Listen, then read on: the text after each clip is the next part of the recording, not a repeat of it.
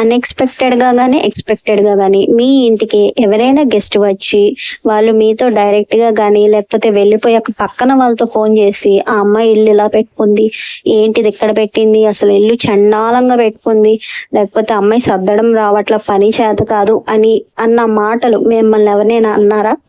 మిమ్మల్ని ఎవరైనా అలా అన్నప్పుడు మీరు ఫేస్ చేసి ఉంటే కనుక ఖచ్చితంగా ఈ వీడియో లైక్ చేసి కామెంట్ చేయండి. అవునండి నేను కూడా ఫేస్ చేశానని ఒక్క మాట అయినా కామెంట్ చేయండి. ఎందుకు అలా అంటున్నానంటే నేను పర్సనల్ గా ఫేస్ చేశాను కాబట్టి అందుకే చెప్తున్నా. ఒక మిరాకిల్ జరిగిపోయి సడన్ గా దేవుడు అమ్మా మీ ఇంటికి వస్తాను తల్లి అన్నా కూడా మనం అంత టెన్షన్ పడవేమో గానీ, అదే మన ఇంటికి అన్ఎక్స్పెక్టెడ్ గా ఎవరైనా గెస్ట్ వచ్చినా లేకపోతే పక్కింటి వాళ్ళు వచ్చినా కూడా కింద మీద అయిపోతాం. అంటే మన ఇల్లు బాగానే ఉండిద్ది, అయినా వాళ్ళు సాటిస్ఫై అవ్వరేమో, ఒకవేళ వాళ్ళకి నచ్చదేమో, మనం పెట్టుకున్న ఇల్లు వాళ్ళకి నచ్చదేమో అని టెన్షన్ పడిపోతాం. వాళ్ళు వచ్చారు అన్న ఆనందం కన్నా వాళ్ళు వెళ్ళాక మన ఇంటి గురించి వాళ్ళు ఏం ఆలోచించారు, మనం పని చేత కాదు అన్నారా అన్న దాని గురించి ఆలోచించి మనం బీపీలు స్ట్రెస్ తెచ్చుకుంటాం. కొంతమంది అయితే ఇంకా చెప్తున్నాను కదా, ఎవరైనా గెస్ట్ వస్తున్నారని తెలిస్తే ఇంట్లో మ్యాట్స్ దగ్గర నుంచి కర్టన్స్ కూడా మార్చేస్తాం కదా, అవునా కదా? నేను కూడా ఇలా పర్సనల్ గా ఎక్స్పీరియన్స్ అయ్యాను కాబట్టి చెప్తున్నాను.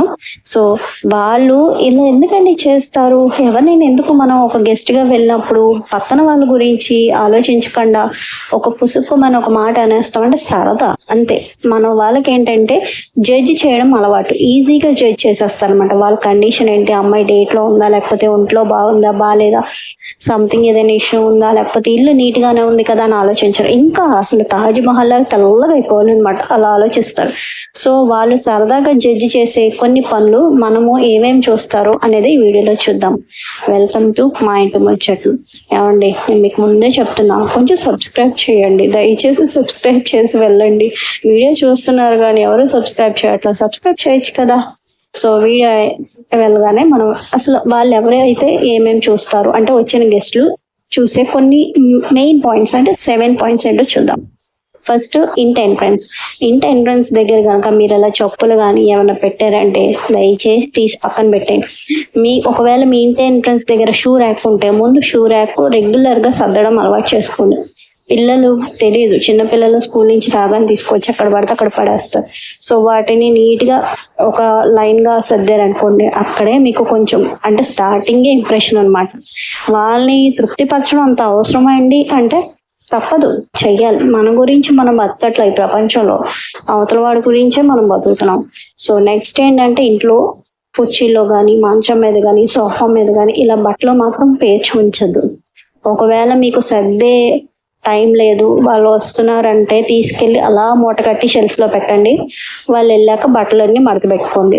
లేదు మీకు టైం ఉంది అంటే కనుక అప్పుడే మడత పెట్టేసి షెల్ఫ్స్ లో పెట్టేయండి.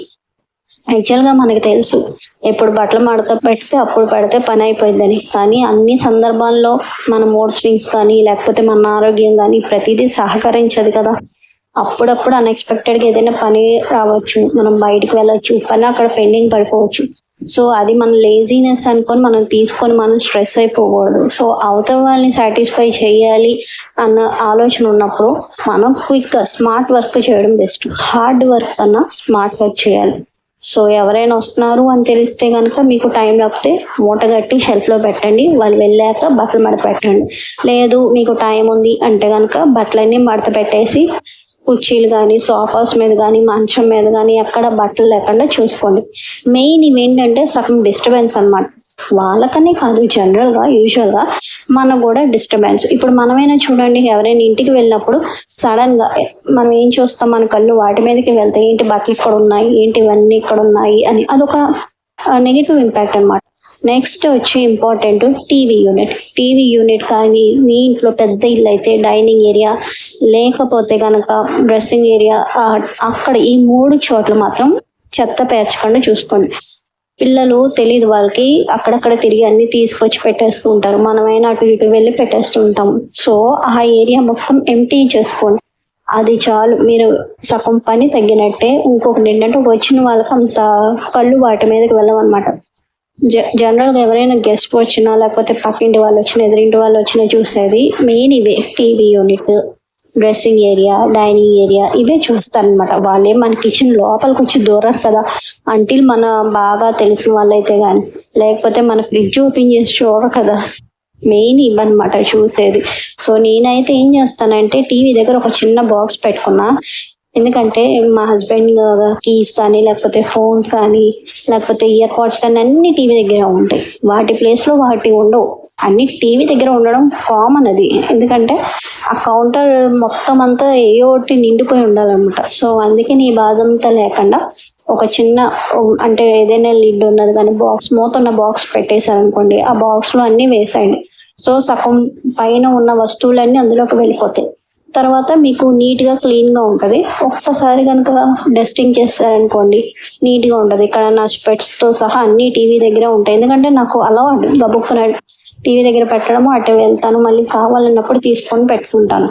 సో ఒకసారి అవసరమైనవి అన్నీ ఉంచి అవసరం లేని అన్నీ తీసేసి ఒక్కసారి నీట్గా క్లీన్ చేస్తారనుకో, వచ్చిన వాళ్ళకి చూసే వాళ్ళకి కూడా కొంచెం అక్కడ క్లీన్గా అంటే అమ్మో బాగుంది అని అనిపించింది అనమాట. ఎక్కువ వస్తువులు ఉంటే మీకు మెస్సీగా కనిపించింది, తక్కువ వస్తువులు ఉంటే నీట్గా కనిపించింది. నేను తెలుసుకున్న విషయం చాలా సంవత్సరాలు నేను పడి చేసి తర్వాత తెలుసుకున్న విషయం అనమాట. మెయిన్గా డైనింగ్ టేబుల్ మీద కూడా ఎక్కువ వస్తువులు ఉంచకండి. ఏదైనా వండిని ఉంటే మాత్రము మూతలు పెట్టేసి పెట్టండి, కానీ దాని నిండా పేర్చొద్దు. అలాగే డ్రెస్సింగ్ టేబుల్ కూడా కొంచెం నీట్గా రెగ్యులర్గా పోనీ ఈ పనులు చేసుకున్నా సరే, సడన్గా మన ఇంటికి ఎవరైనా వచ్చినా సరే మనం ఇబ్బంది పడవసరం లేదనమాట. ఎవరు మనం బట్టల షెల్ఫ్లు ఓపెన్ చేసి చూడరు. సో మీకు ఖాళీ ఉన్నప్పుడు తీసి షెల్ఫ్స్ ఓపెన్ చేసుకొని మీరు సర్దుకోండి. పనులన్నీ ఒకే రోజు పెట్టుకొని వాళ్ళ కోసం మన ఆరోగ్యాలు పాడు చేసుకోలేము కదా. సో అందుకని అనమాట, టైం ఉన్నప్పుడు కొన్ని పనులు చేసుకోవాలి. మెయిన్ మాత్రం ఈ పనులు అయితే ఖచ్చితంగా చేసుకోవాల్సిందే. సో నేను ఇక్కడైతే టీవీ యూనిట్స్ సర్దేశాను. అండ్ నెక్స్ట్ మెయిన్గా కనిపించే పాయింట్ ఏంటంటే విడిచిన బట్టలు, అంటే యూజ్డ్ క్లోత్స్, ఇవి వాష్ చేయాల్సినవి అనమాట. సో మనం వాష్ చేయాల్సినవి ఏంటంటే, ఒకవేళ మీకు టబ్ ఉంటే టబ్ లోపల పెట్టేసి లిడ్ పెట్టేయండి, నీట్గానే ఉండిద్ది. ఎక్కువ క్లోత్స్ ఉంటే మాత్రం తీసి వాషింగ్ మిషన్లో వేసేయండి. తర్వాత అవి మీరు ఆరేసుకుంటారో తర్వాత సంగతి తర్వాత. మెయిన్ అయితే అదనమాట. సో వాషింగ్ మిషన్లో వేసేసి పక్కన పెట్టేయండి. దాన్ని నిండిపోయి పైకి వచ్చేదాకా ఉంచుకోండి. వచ్చిన వాళ్ళకి ఏంటంటే సడన్గా ఎవరైనా ఇంటికి వచ్చినా వీటి మీదకి ఎక్కువ కళ్ళు వెళ్తూ ఉంటాయి అన్నమాట. అంటే పొచ్చిలో బట్టలు ఉండడం కానీ, లేకపోతే ఉతికిన బట్టలు అక్కడ పేరుకుపోయి ఉన్నా, లేకపోతే డైనింగ్ టేబుల్ మీద నిండుగా అంటే అన్ని సామాను అక్కడే పెట్టేసి ఉన్నా కూడా కళ్ళన్నీ వాటి మీదకే వెళ్తాయి. సో వాళ్ళు ఏమనుకుంటారు, యూజువల్గా మీరు రోజు ఇంటిని ఇంద్రభవనంలో ఉంచిన వాళ్ళు వచ్చిన 10 నిమిషాలు మాత్రం మిమ్మల్ని జడ్జ్ చేసేస్తారు.